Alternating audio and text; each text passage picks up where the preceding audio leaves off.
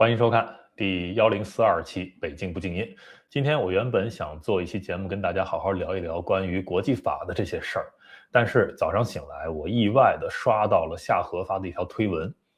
我看了之后非常的生气，忍无可忍，我决定先做这样一期节目，好好聊聊这个事情。之前我跟大家说过，进入2026年，中共的认知战会进入一个全新的阶段，有很多大家之前 follow 的一些 UP 主会觉得他的三观还 OK 但是你会发现最近他变了。为什么？我们聊这些话题呢一定会点出他的人名要不然你不知道我说的是谁，你也不知道我为什么要说他。但是我们点人名不是针对这个个人，我们更看重的是他有很多的订阅者，有很多的粉丝，那么他具有一个高度的迷惑性和伪装性，那么这些粉丝之中有很多人是不明原因的，我们只想把这一层去点透。那今天要聊的人就是夏荷首先为什么很多人说他变了，给大家看看他最近发的一些推文比如说这条，他说他自己以前做节目不客观是来到海外之后的一种怨气喷发面对中国的问题呢，往往立场先行等等等等然后他说的已经很清楚了，他现在回看他之前的节目呢，觉得倍感羞臊，觉得以后就不能再这样了抱歉，这已经说得很清楚了他改变了，改变的原因我们一会儿给大家分析再看这一条，他评价这个王志安在批评台湾民进党，然后呢，最后他说的那句话大家看，他说台湾把你拒之门外，未来对你来说也许是正向资产。这是什么意思呢？就是说他们在进行一个博弈，如果中国跟台湾之间是中共胜出，那么现在没有跟台湾走得很近，甚至被台湾拒之门外，就成了未来的一个正向的政治资产。然后我再来看今天他发的让我非常生气的这一条他在说到8964的时候极力的在这里跪舔邓小平说邓小平忍了51天才进行这个广场的屠杀而且他在这里面进行了非常多的一种概念偷换，比如说他说第二段，他说历史的难题不在于该不该把权力交给学生，这根本就不是8964时期的示威群众包括学生的一个政治诉求，根本就不是，没有要接管权力，到最后也只是想推行中共的一个政治体制改革。那么明明是中共自己拒绝改变，拒绝改革，所以要把要求改革的人让你们去死，到夏荷这里变成了一个二选一，就是要么运动失控，要么政权稳定，这是一个假的二分法。我不知道他的观众能不能理解，这是一个不存在的假的二分法。历史不是说只有这两种可能性政治稳定或者就是运动失控，因为我们知道中间会有非常多的你有可能是渐进式的改革都是有可能的。那么好他选择清场等等等等。那么最后看他记住他最后说的话他说换成是你能比邓小平更忍吗？这个他的这些话术我们一会儿都会分析你能忍52天吗？最后一句话还是把泱泱大国交给那几块料，大家记住这个措辞那几块料，我们一会儿也会分析。好，其实像我先说我们先分析一个事情，就是夏荷为什么这么转变。很多人猜测是他收了中共的钱我的判断是没有没有收什么4万欧什么4000欧什么没有他不够格，没有人给他钱。他之所以进行这样的转变，我猜测有一个可能性，就是他受到了某种的敲打，我们还不说威胁，可能就是一些敲打。在国内可能有一些人际关系的软肋但是更多的可能是他对于未来的国际局势的一个不确定性的判断他不知道哪边会赢。那当然了，也跟他的这个油管频道现在22万粉丝做到了某种量级，会被一些人去关照啊，给他发一些私信啊，或者邮件啊，或者通过一些熟人递话过去啊，就是你要收敛一点啊，你是不是不能够再这么去批评这个党国了等等，会递一些话，敲打，这就叫敲打。那么他自己衡量之后决定痛改前非，要改变了就变成了现在这种舔的姿态，不一定是收到钱了。我们经常说就是讲中共认知战，不是说在进行认知战的人都是收了中共的钱的，对吧？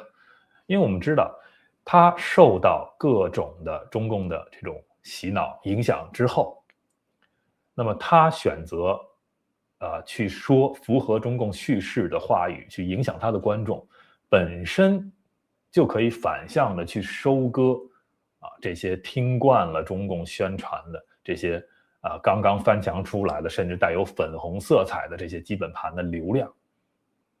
为了流量，他也可以去做符合中共认知战的事情。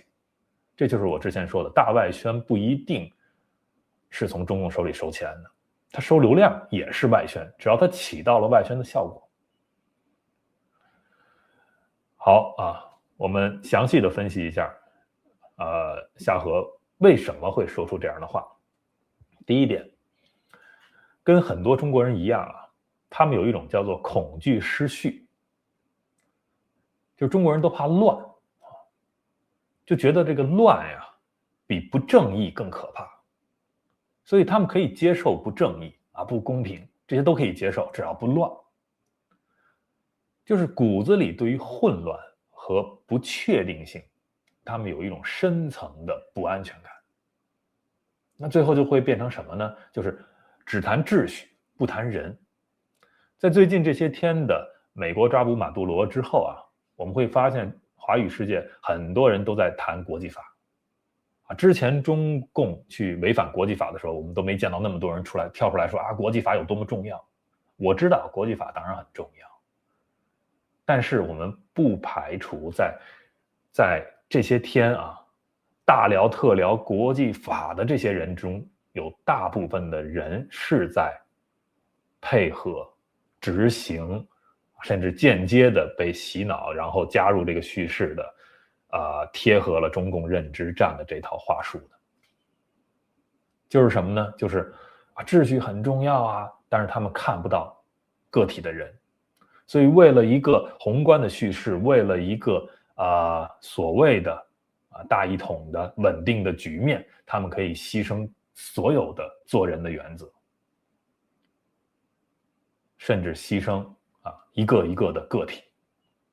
这就是大家看到的，在聊到8964这么一场屠杀的时候，夏河最令人恶心的地方，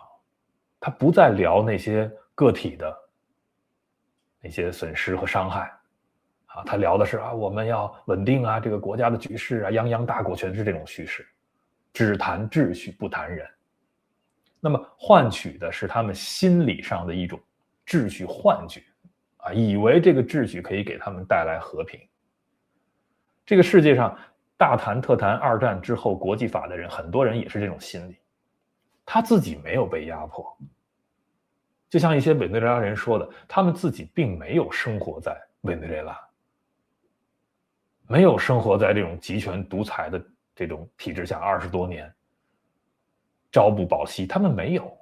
但是他们大谈特谈，我们要维护住这个国际法我们要维护住这个现在来之不易的和平和秩序但是这个秩序出问题了。我们接着看第二点，夏河的问题是什么呢？是权力崇拜。就是他那一番话你觉得他就直接带入了邓小平的角色，就是他自我投射到那个掌权者的位置，他觉得自己是掌权者，自己是人上人，自己是天龙人，自己是红色家庭了。他说我会怎么样你们站在这个位置能怎么样。就是潜台词是什么呢？就是他夏河理解权力我理解邓小平当年为什么要屠杀，我理解中共现在做的很多事情，我理解这个权利。等同于呢，他觉得自己就站在了权力的那一边，他以为他现在这样卖力的表演是以后的投共的一份正向的政治资产，那可以不清算他之前的那些言论说不定妥协之后呢，可以让他回国，妥协之后呢，说不定还有好处在那个点上是不是能收点好处费？所以这样的一种人呢，他就是说权力崇拜，我们讲慕强社达等等的华语世界非常常见的这些毛病，他们就会视道德为一种幼稚，视冷酷为一种成熟他觉得他自己特别成熟觉得你们都不懂。所以这样的人他是非常厌恶弱者视角的受害者叙事的，他们非常厌恶。好，我们再来看第3个他的问题就是一种自恋性的优越感，对吧？就是炫耀我都看破了你们都不懂我嘲笑所有的那些理想主义，嘲笑于各种原则立场。为什么嘲笑呢？我给他分析透了，因为这些原则，这些对于人性人权的坚持对于强权的批判的这种所谓的理想主义，就所有这一切都会刺痛他，让他自己觉得其实是自己已经放弃了某些做人的底线。他这些话其实已经放弃了某些做人的底线，但是他不敢承认，所以他要用这种自恋性的优越感来包装自己，在网上夸耀自己，做一种什么呢？就是第4点，犬儒化的防御。就是他把中共邓小平做的明显不对的事情，但是他要说成是一种不可避免我不能让这个国家乱，好像说他在里面说占领了这个首都的核心广场，就是天安门广场说哪个国家可以允许这样，就好像占领这个广场51天再多占领1天，中国都要大乱了，都要死很多人一样。占领一个广场怎么了呢？那个广场不是农田，不是工厂，不是水库，不是一个什么矿产，也不是一个核电站，它根本就不影响中国人的民生问题，就是一些有意见的抗议人士在那个广场上和平的示威，自我绝食而已，影响谁了呢？会导致几千万人饿死吗？占领个广场就说的好像天下大乱了一样。所以他用这种犬儒式他是在对抗他自己内心残存的那一点道德不安。他就只能说世界就是这样的呀你们能怎么样啊？你们上台了又能怎么样？就说这种话，本质是什么？他这一套逻辑的本质上是他自己自卑，害怕什么？害怕再次受到伤害害怕再痛就这些东西。所以他在做这种犬儒式的防御。好，还有第5点，这是夏河，就是今天我看了让我非常愤怒或者很多人看了之后觉得特别恶心的这段话的一个原因，就是他的去人格化能力极强。刚才我提醒大家看他那最后那几个字，对吧？那几块料，他就说8964的那些人，首先这就先让对方不是人了，对吧？他这不是一个无心的用词，他是刻意的一种心理降格说那几块料，首先让大家觉得他们就不是正常的人。就是他有一种夏河有一种高度功能化的这种冷感能力，这是我没想到的。最开始我知道这个人看过一期他的节目，我还觉得不错这个文案写得很犀利表达也很清晰虽然呢非常善于装逼，非常善于这种情绪化的表演但是呢那油管就是这么一个偏娱乐化的频道嘛，那也无所谓吧，无伤大雅。而且他身上自带这个 LGBTQ 的标签，所以当时我以为这个人是可以去更多的站在弱者的角度去看问题的，因为 LGBTQ 本身就是弱势群体，他自身带着这个标签，难道他不能更多的去看见个体吗？我还曾经想跟他对话，但是我发现不是的，这个人是一个拥有去人格化能力极强的一个人，高度的一种冷感的能力，他自我会带入有那种优越感，然后把自己带入到一个强权的这么一个位置和身份和感觉，他希望自己是这样的。所以我们看到更多的是他在网上所谓的炫富建立一个他有这个生活多优越好像各种的这个都体会过的一种人设然后就是高高在上我都看透了你们都不懂。结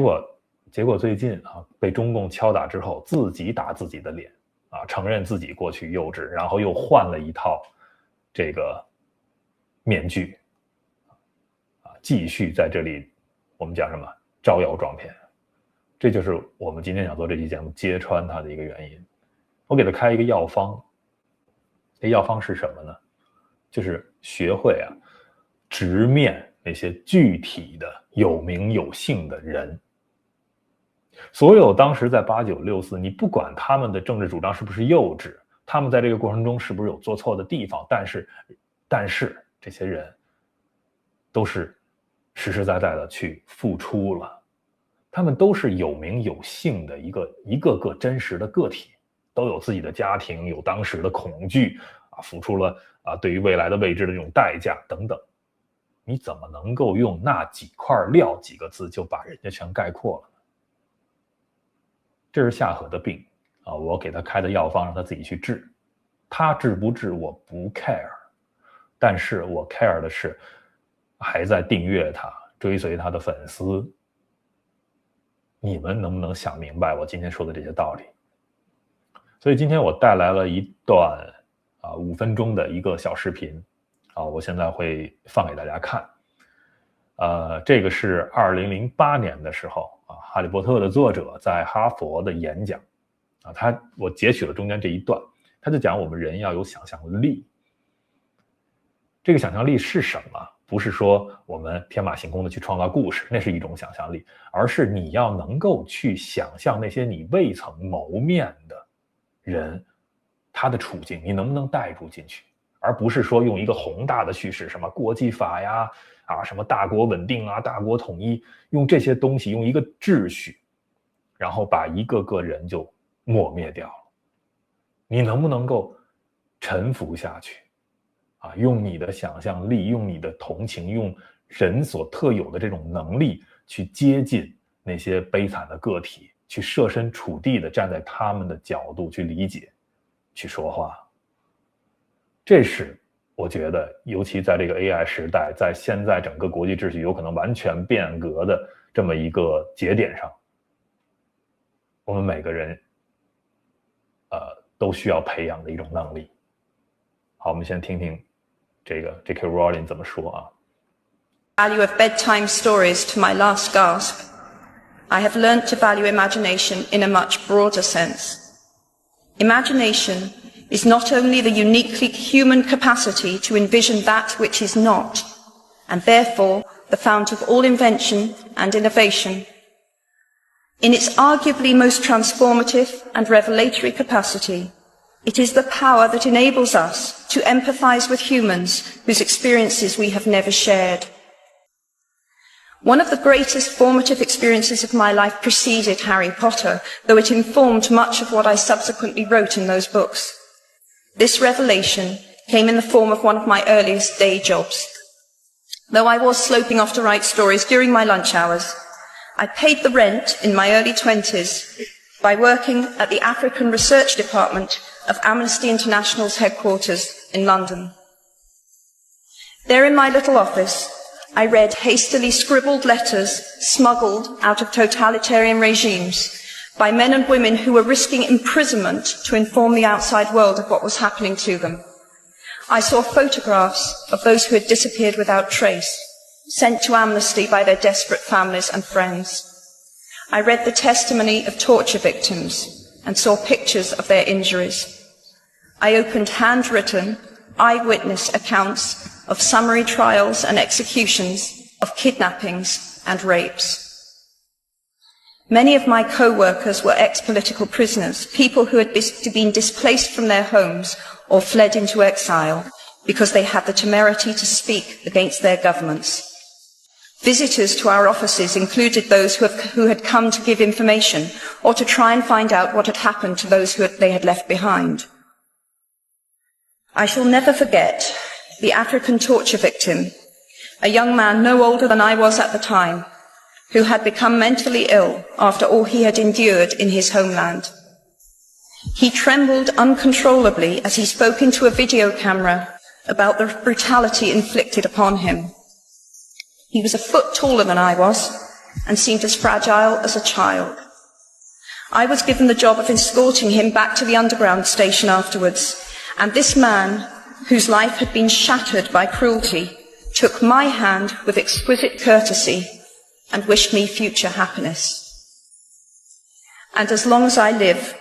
I shall remember walking along an empty corridor and suddenly hearing, from behind a closed door, a scream of pain and horror such as I have never heard since. The door opened, and the researcher poked out her head and told me to run and make a hot drink for the young man sitting with her.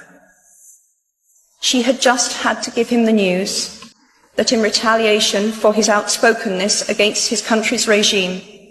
his mother had been seized and executed. Every day of my working week in my early 20s, I was reminded how incredibly fortunate I was to live in a country with a democratically elected government, where legal representation and a public trial were the rights of everyone. Every day, I saw more evidence about the evils humankind would inflict on their fellow humans to gain or maintain power. I began to have nightmares, literal nightmares, about some of the things I saw, heard, and read. And yet, I also learned more about human goodness at Amnesty International than I had ever known before.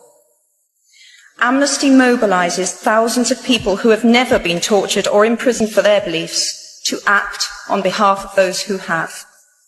The power of human empathy leading to collective action saves lives and frees prisoners. Ordinary people whose personal well-being and security are assured join together in huge numbers to save people they do not know and will never meet. My small participation in that process was one of the most humbling and inspiring experiences of my life. Unlike any other creature on this planet, human beings can learn and understand without having experienced. They can think themselves into other people's places. Of course, this is a power, like my brand of fictional magic, that is morally neutral. One might use such an ability to manipulate or control just as much as to understand or sympathize. And many prefer not to exercise their imaginations at all. They choose to remain comfortably within the bounds of their own experience, never troubling to wonder how it would feel to have been born other than they are. They can refuse to hear screams or peer inside cages. They can close their minds and hearts to any suffering that does not touch them personally. They can refuse to know. I might be tempted to envy people who can live that way, except that I do not think they have any fewer nightmares than I do. Choosing to live in narrow spaces leads to a form of mental agoraphobia, and that brings its own terrors.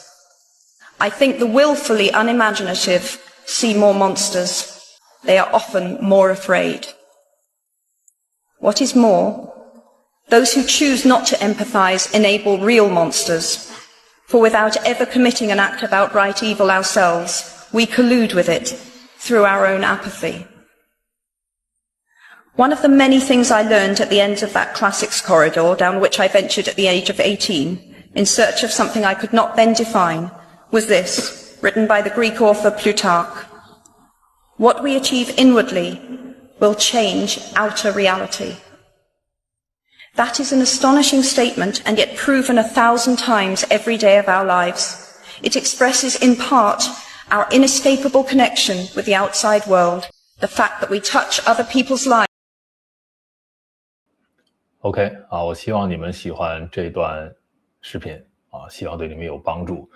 那么我也在考虑是不是把这个中共认知战人物录做一个系列。再说一遍不是针对他们这些人有什么个人的恩怨或看法，我觉得更重要的是他们无论是主动的收钱呀或者被胁迫呀去配合中共的认知战，还是被动的，就是他们自己的认知水平不够被洗脑了去觉得你看这些大 V 都这么说，有流量有观众喜欢，所以我也这么说，那么等于就是一种被动的助纣为虐，帮助了中共认知战的一个渗透。无论是哪种情况，但是我觉得我们有责任去以正视听去告诉可能因为权力崇拜因为慕强因为一些社达的想法去 follow 这些所谓大 V 的广大的华语世界的观众们，我觉得我们有这个责任去告诉他们什么是对的，什么是应该避免的，什么是应该你警惕的，什么样的人和言论你是不是以后应该不听或者少听。感谢收看、订阅、分享。